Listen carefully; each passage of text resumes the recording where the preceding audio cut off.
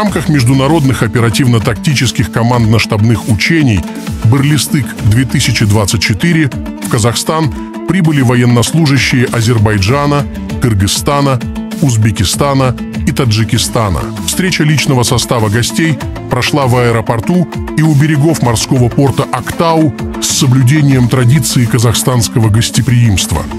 В учениях на полигоне Оймаша примут участие свыше 4000 военнослужащих, около 700 единиц военной техники и вооружения, входящие в составы военно-морских, воздушных сил и сил специальных операций. В ходе учений объединенные силы 5 государств отработают практические действия по выполнению учебно-боевых задач в направлении определения зоны вооруженных конфликтов.